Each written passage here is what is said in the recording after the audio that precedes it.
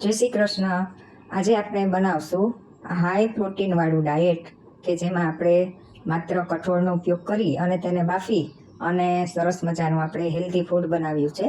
અને એક ડીશ તમે ખાઈ લો એટલે જમવાની પણ જરૂર પડશે નહીં.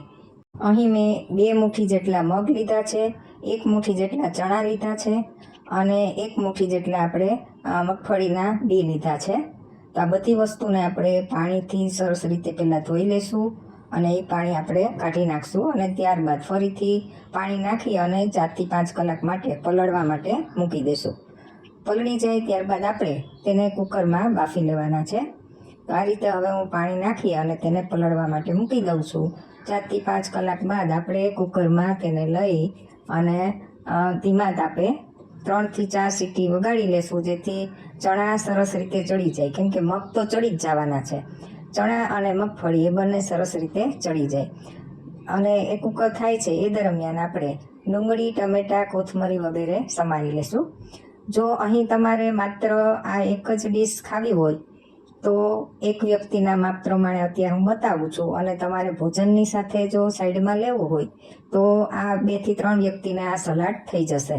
તો આ રીતે તમે તમારા ઘરના માપ પ્રમાણે કરી શકો છો. જો તમે આ રીતે બનાવી અને બાળકોને નાસ્તામાં પણ આપો તો પણ તેનું પેટ સરસ ભરાઈ જશે અને હેલ્ધી નાસ્તો હોવાથી તેને વારે ઘડીએ ભૂખ પણ નહીં લાગે.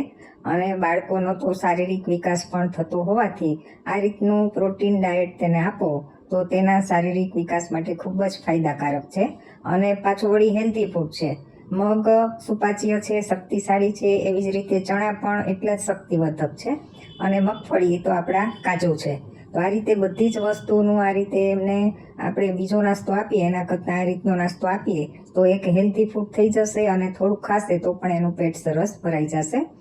અહીં આપણે ટમેટાં, ડુંગળી અને કોથમરી પણ ઉમેરીએ છીએ અને ઉપરથી થોડો ચાટ મસાલો અને લીંબુ પણ નીચવી દો એટલે સરસ મજાનું ભેળ જેવું થઈ જશે અને બાળકોને પણ ભાવશે અને ખૂબ જ હોંશે તે ખાશે. આપણા મગ, ચણા અને મગફળી બફાઈ અને કુકર ઠરી ગયું છે તો એને હું બીજા પાત્રમાં લઈ લઉં છું અને ઉપરથી જરૂર મુજબ આપણે મીઠું છાંટીશું, લાલ મરચું પાવડર છાંટીશું, ધાણા જીરું છાંટીશું. આપણા ટેસ્ટ મુજબના દરેક મસાલા ઉમેરી દેવા. અહીં હું પાચક મેજિક મસાલો મેં તૈયાર કર્યો છે તે અત્યારે હું છાંટું છું.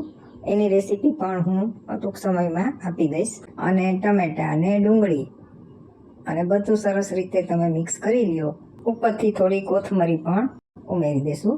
તો આ રીતના મસ્ત મજાનું આપણું પ્રોટીન ડાયટ, સરસ મજાનું પ્રોટીનયુક્ત સલાડ તૈયાર થયું છે. અને થોડી આમલીની ચટણી પડી હતી તો એ પણ હું અહીં મિક્સ કરું છું.